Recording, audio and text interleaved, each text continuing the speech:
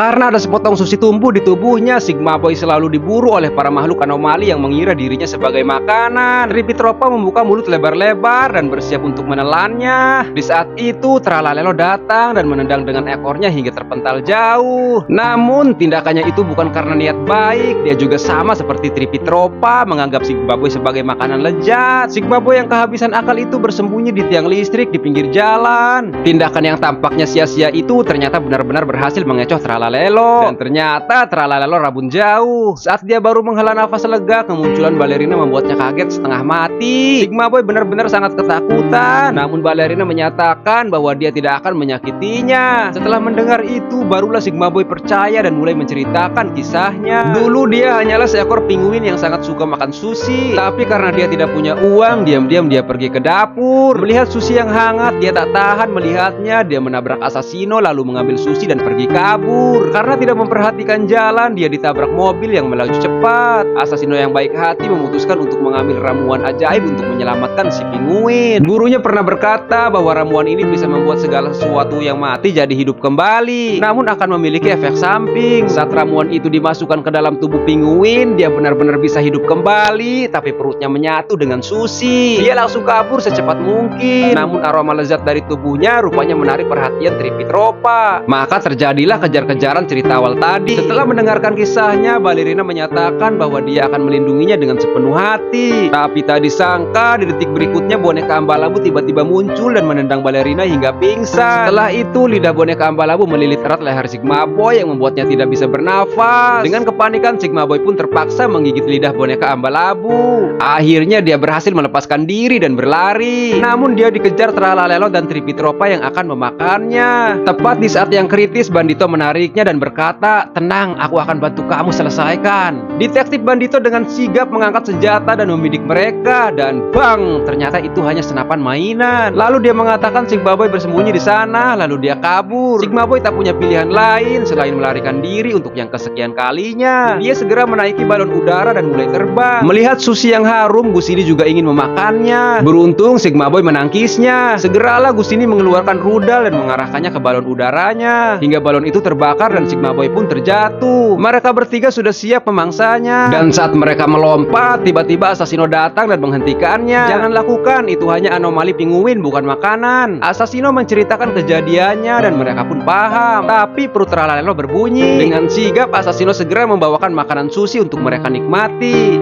Yang sayang ayah dan mama berikan like. Lalu tulis emot hati, "Aku sayang kedua orang tuaku."